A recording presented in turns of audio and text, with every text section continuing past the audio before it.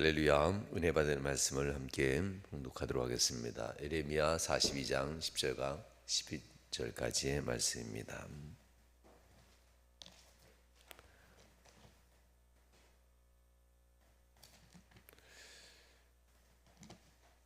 합독하도록 하겠습니다. 예레미야 42장 10절에서 12절까지 말씀.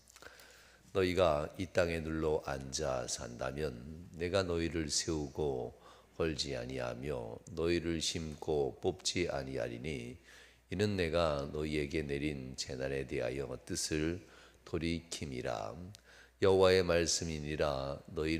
너희가 두려워하는 바벨론의 왕을 겁내지 말라. 내가 너희와 함께 있어 너희를 구원하며 그의 손에서 너희를 건지리니 두려워하지 말라. 내가 너희를 불쌍히 여기리니 그도 너희를 불쌍히 여겨 너희를 너희 본향으로 돌려보내리라 하셨느니라. 아멘. 할렐루야. 오늘은 10월 월삭 예배로 이 시간 드립니다. 또한 첫 주 작정기도의 첫날 예배로 함께 드립니다. 오늘 여러분과 함께 말씀을 나눈 내용은 순종이라는 뜻입니다. 순종함. 순종은 마음에 있는 것이 아니라 행실에 있다라고 하지요. 마음에 있는 순종은 순종이 아니지요. 순종은 오직 행함으로 나타날 때만 순종함이다라고 얘기할 수 있습니다. 모든 인생이 하나님 앞에서 항상 좋은 길, 올바른 길만 선택한다면 그보다 더할 나위 없을 겁니다. 그래서 모든 인생에 본인들이 원하는 삶의 형통과 삶의 기쁨이 넘친다면 그보다 더할 수 없을 겁니다. 그러나 만약 인생의 많은 길에서 많은 사람들은 어떻게 갈까 한 번쯤이 아니라 수없이 많이 고민하고 생각하게 되죠. 어떻게 갈까? 어디로 갈까? 그보다 이 모든 일들 어떻게 갈까 하는 순간마다 우리는 우리의 생각에 의해서 결정하는 경우도 있지만 우리가 알지 못하는 절대자에게 의지하는 사람들이 참 많다라는 겁니다. 하늘을 바라보기도 하고 먼 산을 보기도 하고 마을 안에 있는 여러 가지 잡신들을 생각하기도 하고 사람들은 여러 가지를 의지하죠. 그 중에 우리처럼 하나님을 의지하고 하나님께 묻는다면 더 좋을 수 없을 겁니다. 하나님만이 완벽한 길을 가지고 계시기 때문입니다. 월삭은 바로 한 달을 시작할 때 우리가 알지 못할 길, 만났을 때 헤쳐나오지 못할 길 혹시라도 있을 때 하나님 열어달라고 하나님께 간절히 간구하며 드리는 예배가 월삭 예배입니다. 여러분에게 이 월삭의 하나님의 은혜가 가득한 시간 되시길 주님으로 축원합니다. 이 시간 잠시 기도하겠습니다. 드리님에서 기도합니다. 김정식 권사님, 최영숙 권사님 월삭 예배를 드렸습니다. 구범문 집사님, 이주일 권사님 월삭 예배 드렸습니다. 권정원 권사님, 김광장 권사님 월삭 예배 드립니다. 김윤 목사, 민강의 사모 드립니다. 홍상 목사님, 이종욱 사모님 드립니다. 김대원 권사님, 김문정 권사님 드립니다. 상희 상은이 이상영 드립니다. 이성대 집사님, 홍미성 권사님 드립니다. 정다슬 집사님 드립니다. 최월 장로님, 정노 권사님 드립니다. 장희민 권사님, 김현미 집사님 드립니다. 김은태 장로님, 안은순 권사님 드립니다. 김영규 집사님, 김문선 성도님 드립니다. 김봉수 장로님, 강미옥 권사님 드립니다. 유정훈, 김미경 집사님 드립니다. 신혜영 집사님, 김선주 집사님 드립니다. 신주환, 신지아 어린이 드립니다. 이승숙 집사님 월삭 예물 드립니다. 첫 주 기도회에 수원의 헌금 이승숙 집사님 드립니다. 주님 기억하시고 역사하시고 하나님께서 또한 돌보신 은혜가 일어나실 줄 믿습니다. 월삭의 은혜를 감사하여 드립니다. 우리가 가는 길이 다 아는 길이 아니기에 하나님 월삭을 소중히 여기며 하나님께 나와 예배하고 또한 주님 앞에 예물 드리며 하나님의 소원을 간구합니다. 주님, 하나님이여 하나님께서 응답하셔서 역사하여 주시옵소서. 사랑하는 우리 권사님들, 집사님들, 우리 장로님들, 성도님들, 성도의 가정의 자녀손들 모두 그 이름들 기억하시고 하늘의 보배로운 역사들 가운데 승리할 수 있도록 인도하여 주옵소서. 하나님, 이 시간 하나님 앞에 예물 드림에 있어서 하늘의 복이 임하길 간절히 소원합니다. 권정원 원사님, 김광정 원사님 기억하시고 삶 가운데 하나님께서 역사하실 은총이 넘치도록 은혜와 권능으로 덧입혀 주시옵소서.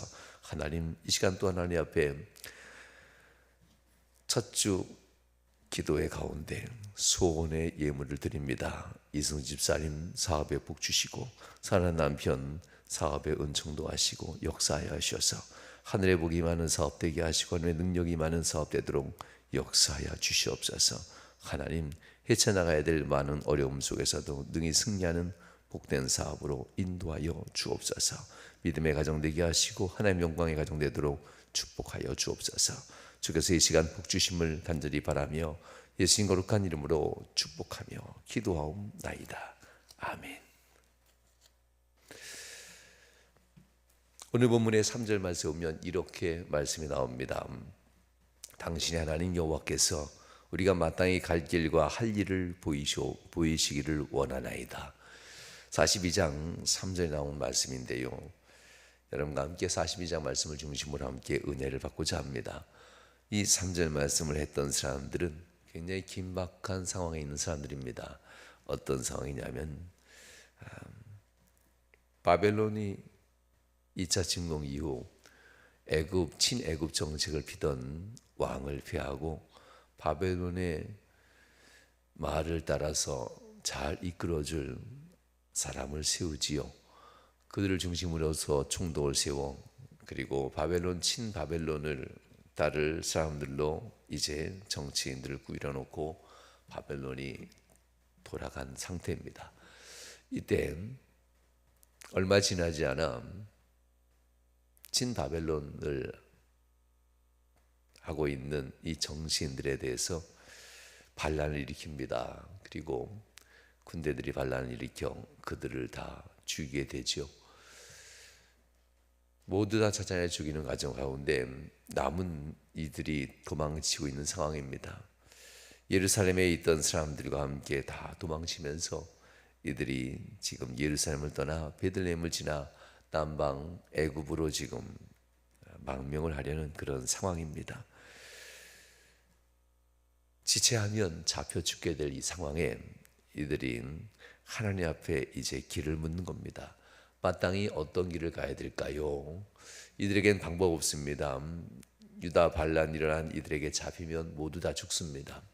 가차없이 다 죽음에 처했던 상황들입니다.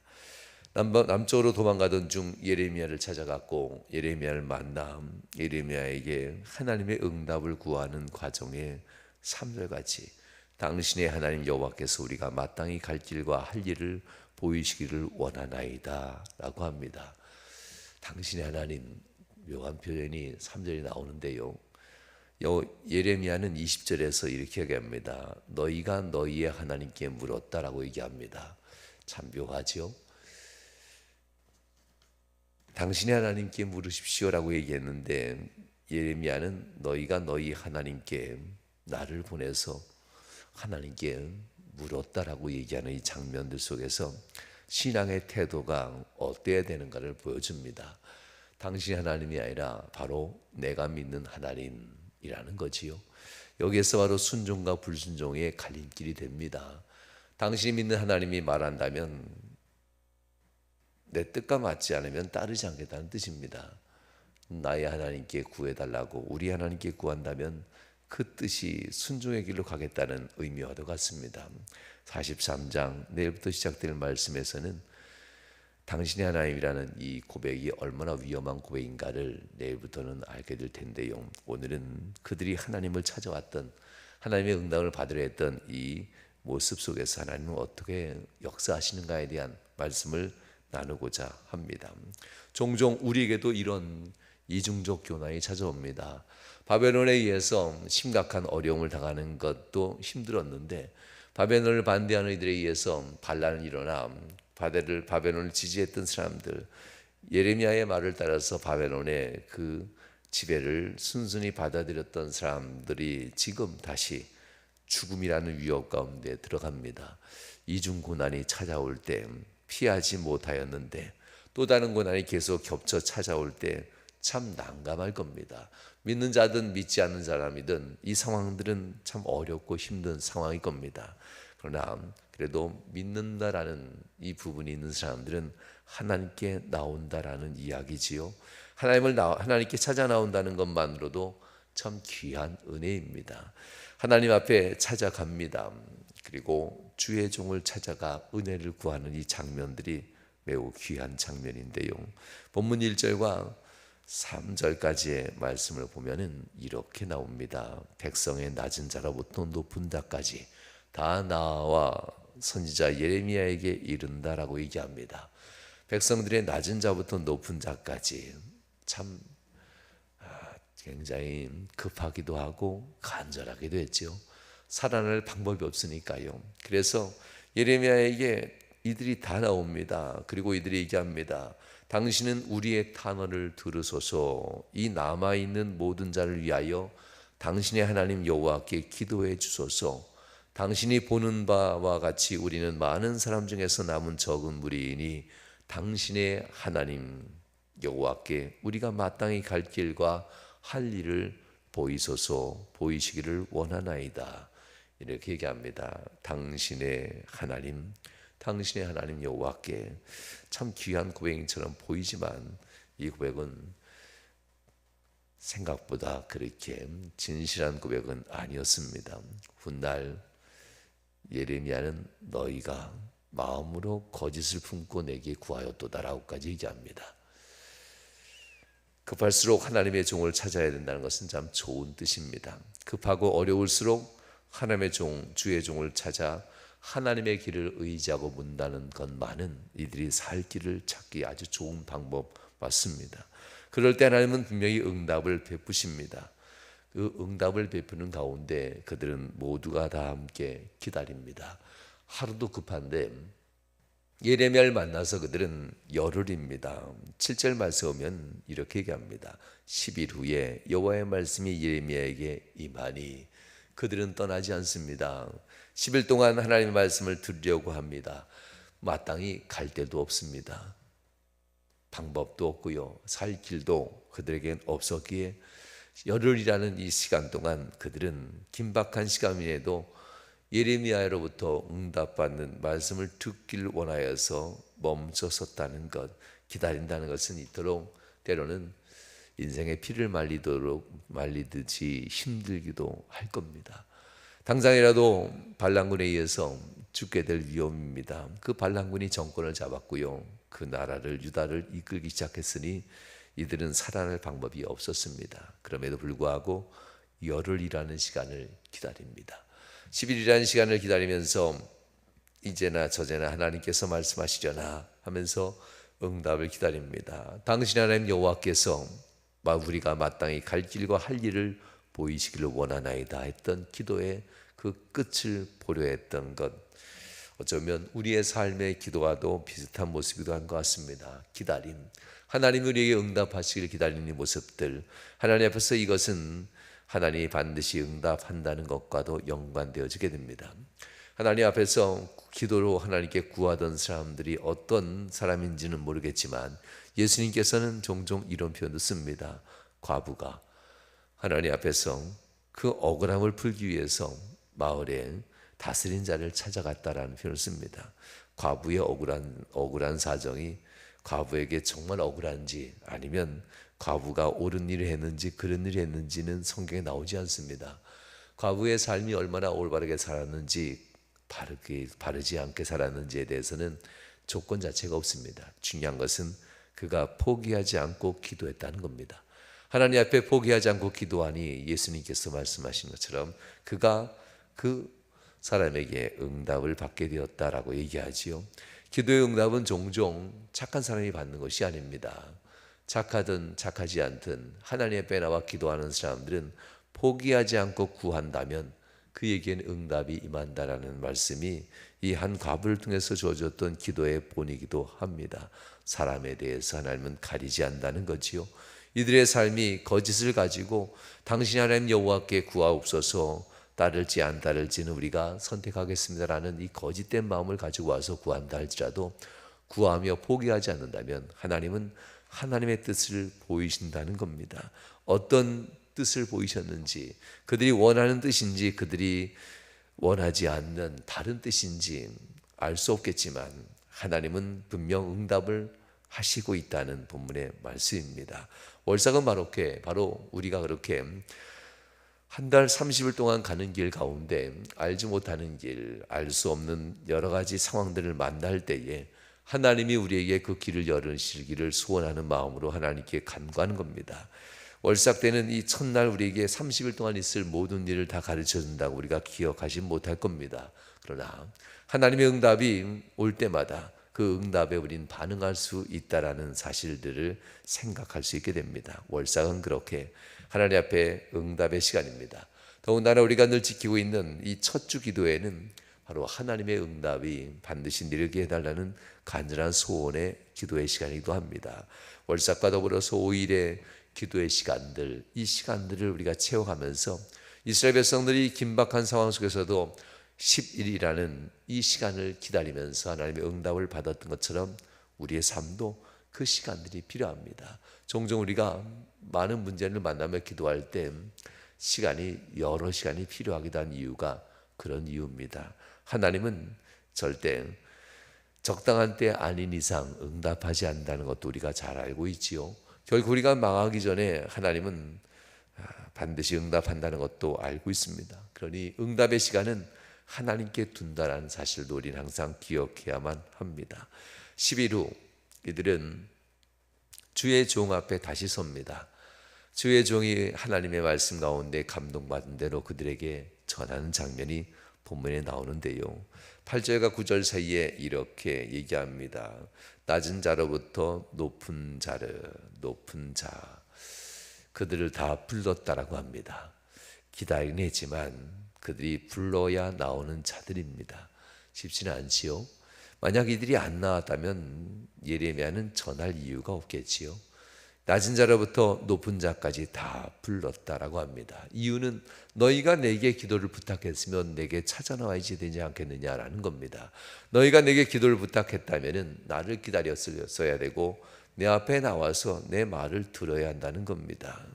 기도를 부탁하고 기도에 대한 응답을 묻지 않는다면 이것은 하나님 앞에 기도하지 않은 것과 똑같은 내용이 되겠지요. 예레미야는 결국 그들을 부릅니다. 군지관부터 백성의 낮은 자로부터 높은 자까지 다 불렀다라고 하는 이 모습들, 전달하는 기도의 응답은 없습니다. 다른 사람 통해서 전해주세요. 당신의 기도는 응답되고 잘 될 것입니다. 이런 기도의 응답은 성경에 없다는 겁니다. 본인이 다시 나와야 되고 물었던 자에게 다시 가서 하나님의 말씀을 들어야 된다는 사실입니다.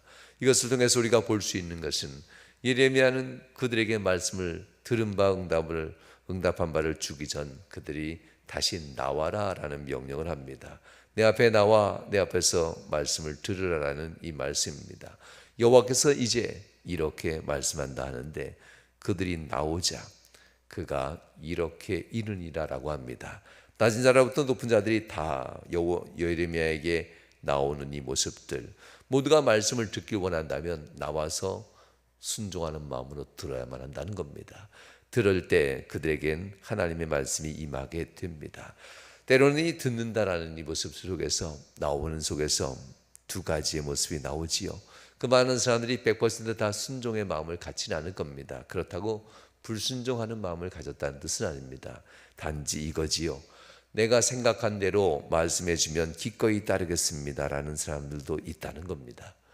하나님의 말씀이라면 조건 달지 않고 무조건 순종하겠습니다.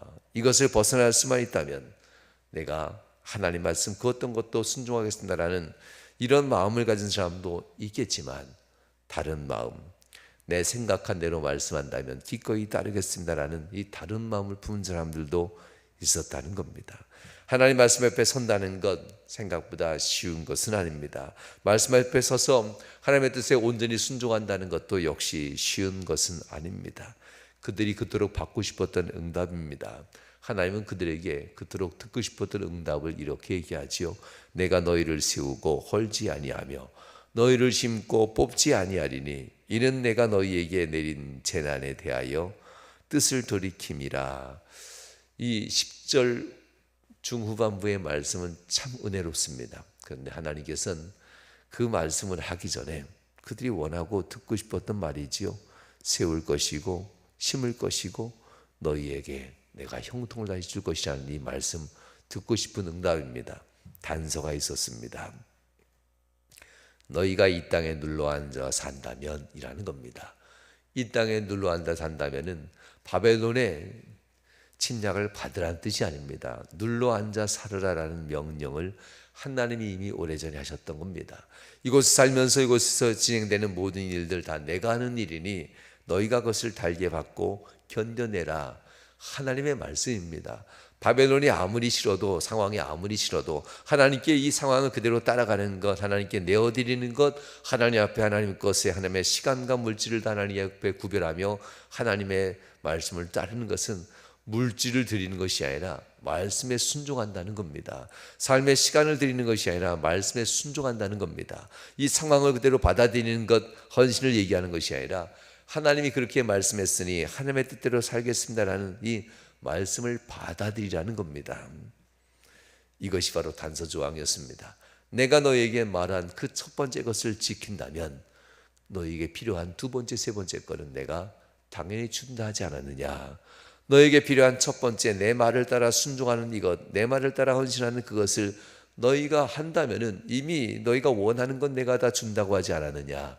이런 말씀을 다시 반복하는 겁니다. 내가 너희에게 명령한 대로 너희는 이 땅에 눌러앉아 살으라. 그러면 너희를 세우고 헐지 아니하며 너희를 심고 뽑지 아니하리니 이는 내가 너희에게 내린 재난에 대하여 뜻을 돌이킴이라 하시면서 하나님께서는 장차 지금은 힘들고 어려워도 너희에게 당한 이 고난들, 바벨론의 이 고난이지요. 이 고난에 대해서 11절과 12절 사이에 이렇게 하나님은 약속합니다. 여호와의 말씀이니라. 너희는 너희가 두려워하는 바벨론의 왕을 겁내지 말라. 내가 너희와 함께 있어 너희를 구원하며 그의 손에서 너희를 건지리니 두려워하지 말라. 내가 너희를 불쌍히 여기리니 그도 너희를 불쌍히 여겨 너희를 너희 본향으로 돌려보내리라 하셨느니라. 하나님의 뜻은 여기까지 가 있었다는 겁니다. 생각했던 것과 바라던 것이 다른다면 때로는 합리적으로라는 이 표현으로 지금은 아니어도 나중에 순종하겠습니다 하는 경우가 종종 있지요. 합리적으로 손학비는 피하고 보는 것입니다 하는 세상 사람의 말을 종종 신앙에 덧붙여서 지금 하나님 앞에 순종하기보다는 나중에 여유가 되면, 때가 되면, 마음에 좀 추스려지면 그때 순종하겠다는 말을 종종 합니다. 그냥 손학비 맞고 나면 다 해결될 텐데, 그냥 닥쳐오는 손학비 피하지 말고 맞으라고 하나님은 그토록 얘기하는데, 그러면 내가 다 해결해 준다라고 말씀하시고 있는데 응답이 생각보다 기쁘지만은 않습니다. 응답이 생각보다 기쁘지 아니하고 오히려 답답하기만 하는 현실, 합리적으로는 피해야 됩니다. 합리적으로 손학비는 피해야 되고 죽음의 위협은 피해야만 합니다. 그런데도 하나님은 피하지 말라. 피하지 말라. 내가 내린 것인데 너희를 내가 어떻게 하든 너희는 그대로 받아들여라. 죽음의 위협이라면 받아들여라. 내가 너에게 준 거라면 받아들여라. 행여라도 죽을 수 있다 할지라도 받아들여라 라는 겁니다. 왜냐하면 너희의 이 고난이 너희의 자손들의 믿음으로 뿌리내리기 때문에, 너희가 그동안 행했던 이 불순종의 불신앙의 삶이 하나님께로부터 이와 같이 징계와 하나님의 심판으로 임한다는 것이 너희의 자손들이 봐야 하나님을 두려워하고 하나님 앞에 바로 설 것이 아니냐라는 뜻입니다. 다 용서받고 다 피할 길 열어주면서 너희의 자손들이 과연 하나님을 따르겠느냐라는 이야기입니다. 하나님 앞에 불순종과 불신앙은 이렇게 무섭게 심판을 당한다는 것을 너희의 자손들이 알아야 자손들도 하나님을 두려워하고 길을 떠나지 않겠느냐라는 이야기이기도 합니다. 하나님은 죄에 대해서는 철저히 심판하는 분이라는 것을 우리가 잘 알고 있지요. 이스라엘 백성들 광야에서 이끌어 나올 때 그들의 죄에 대해서 심판 철저했습니다. 자녀들에게는 가나안 땅을 주겠는데 너희들은 40년 동안 이 광야에서 죽어야 되겠다라는 거였습니다. 불순종의 끝, 불신앙의 끝은 죽음이라는 것을 너희의 자녀에게 40년 동안 보이면 내가 너희의 자녀들만큼은 가나안 땅에 들어가게 하겠다. 이것이 조건이 되지요. 그래서 그들은 결국 하나님의 조건을 받아들이고 광야에서 자신의 생명이 다하는 날까지 살고 가나안 땅에 들어가지 않습니다. 못 들어가지요. 그리고 자신의 죽음으로써 자식들이 하나님 앞에 두려워하는 믿음을 가지며 하나님 앞에 그들이 가나안 땅에 들어가게 됩니다. 이것은 여전히 똑같습니다. 하나님은 주의 백성들을, 사랑하는 인간들을 구원해내기 위해서 거저 용서해 주지 않았지 않습니까? 죄에 대해서는 분명하게 그의 독생하신 아들 예수 그리스도를 죽이시면서까지 죄의 두려움이 얼마나 큰가를 가르쳐 주셨고요. 죽지 않으면 벗어날 수 없는 것이 죄라는 것을 철저하게 가르쳐 줍니다. 지금 바벨론 앞에 있는 이스라엘 남유다 백성들에게도 너희가 이 고난을 달게 받지 아니하면 너희의 자손들에게 미래가 없다라는 겁니다. 이 고난을 달게 받지 아니하고 자꾸 피할 길, 세상에서 피할 길 자꾸 찾으면 너희의 자손들에게는 더 이상 가망 없다라는 겁니다. 너희가 피할 길을 찾기 전에 말씀에 순종할 길을 먼저 찾으라라는 것을 오늘 본문은 얘기하고 있는 겁니다. 그렇게 말씀에 순종할 길을 찾고 나아간다면 소낙비든 어려운 길든 무조건 맞고 하나님 말씀이 있으니 나아가겠습니다 하며 헌신한다면 내가 너희에게 분명 마음을 바꿀 것이다. 너희의 삶에 내가 마음을 바꿀 것이고 내 마음이 바꿔지는 것처럼 바벨론 왕도 마음이 바뀌어질 것이고 내가 너를 불쌍히 여기는 것처럼 그들도 너를 불쌍히 여기게 될 것이고 결국 너희의 자녀손들이 이 땅으로 다시 돌아와서 너희들이 그토록 원하는 삶의 축복 가운데 살게 될 것이다라는 이야기가 본문의 응답입니다. 응답 분명히 좋은 응답 맞습니다. 내가 감당해야 될 답답한 신앙의 현실만 없다면은 내 자손들에게 좋은 응답인 것만은 분명합니다. 너희의 본향으로 돌아오게 할 것이라는 좋은 응답들, 이전처럼 살게 할 것이라는 좋은 응답들이 본문에 가득 차 있습니다. 그러나 만약 순종하지 않는다면 너희들이 피하던 그 애굽이 칼을 피하여 갔으면 애굽에서 칼로 너희는 죽임을 당하게 될 것이고 너희가 과연 애굽으로 피하여 갈 때 기근을 피해서 갔으면 기근이 너희를 다시 죽임으로 몰아갈 것이고 전염병을 피하여 애굽으로 갔다면 그 전염병이 다시 전염병으로 너희를 죽게 할 것이다. 오늘 본문에서 주어지는 불순종에 대한 하나님의 징계가 이렇게 임할 것이다. 너희가 두려워하는 칼, 너희가 두려워하는 기근, 너희가 두려워하는 이 전염병이 그대로 그곳에서 너희를 다시 죽음으로 몰아갈 것이라는 주님의 말씀이 본문에 기록되어지게 됩니다. 사랑하는 여러분, 이 말을 하고 있는 예레미야는 다 알고 있었습니다. 20절 말씀에 이렇게 얘기합니다.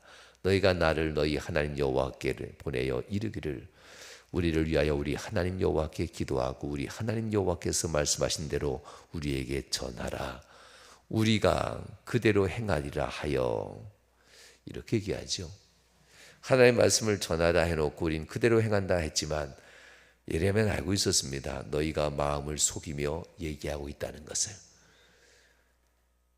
자기에게 생각한 대로 들려줄 때에는 순종하겠지만 내가 생각한 것과는 다르게 얘기한다면 그것은 거짓말입니다. 잘못 응답받았겠지요 하면서 거역할 것을 예레미야는 알고 있었습니다. 분명 우리가 선택한 모두가 다 선택하고 모두가 옳다라고 생각한 이것을 하나님이 응답해 줄 것이라고 생각했고 애굽으로 피신하여서 애굽엔 칼날도 없고 기근도 없고 전염병도 없는 가장 안전한 나라라고 모두가 다 얘기하면서 가는 이 길에 내 길이 복된 길이다. 가서 돌아오는 동안 내가 지켜주리라. 이 응답을 줄 줄 알았습니다. 그런데 그 응답이 아니라는 겁니다. 그 응답이 아닌데 그 응답을 달라 하니 이 예레미야는 너희가 마음으로 속여 내게 응답을 요구한다라면서 얘기하는 내용입니다. 알고 있다라는 것 참 답답하지요. 분명 응답에 무조건 순종하지 아니하고 조건을 달면서 결국은 불순종할 것을 예레미야는 알고 있었습니다. 자신이 바라던 복을 주기를 원하면서 그대로 응답해 주기를 바라는 이들의 마음도 알고 있었습니다. 그럼에도 불구하고 여전히 예레미야는 하나님의 말씀을 그들에게 전해야 된다고 하는 이 답답함 속에서 그들 앞에 서게 됩니다. 그것을 알기 때문에 예레미야를 눈물의 선지자 예레미야를 통해서도 많은 눈물을 흘리죠. 돌이키지 않을 이스라엘 백성들에게 그들에게 살 길을 가르쳐도 돌이키지 않을 터인데 그래도 살 길을 가르쳐야 된다는 이 모습들, 예레미야는 알고 있는데도 불구하고 설득합니다. 가지 말라. 거기는 죽음의 길이다. 가지 말라. 거기서는 너희가 원하는 그것이 없다. 애굽 땅을 가장 안전한 땅이라고 말하지도 말라. 애굽은 절대 안전한 땅이 될 수 없다. 너희에게 다시 똑같이 애굽이 그렇게 행동할 것이고, 애굽이 안전한 땅이라 할지라도 바벨론 이 왕이 애굽을 쳐서 너희들을 그 손에서 뺏어내 바벨론 왕의 칼 아래에서 너희는 다시 죽임을 당할 것이다 라는 이 말까지 해가면서 그들을 모두 돌이켜 이 땅 유다에서 머물러 하나님 말씀을 순종하게 하려고 이 예레미야는 정말 노력하면서 그들에게 말하고 있는 것을 보게 됩니다. 이렇게 이들에게는 이제 선택의 길이 서게 됩니다. 하나님 앞에서 예레미야의 설득도 길지 않습니다. 간곡한 마음으로 설득하시오. 당신들이 이렇게 해야 살 겁니다. 하나님 앞에 응답받은 대로 하나님의 형통의 길을 얻길 원한다면 당신들은 이렇게 헌신해야 됩니다. 하나님 앞에 드려야 될 시간들, 하나님 앞에 드려야 될 물질들, 하나님 앞에 순종해야 될 삶의 자리들, 그 모든 것들에 하나님 앞에 설 때 당신들에겐 하나님의 역사가 일어날 겁니다.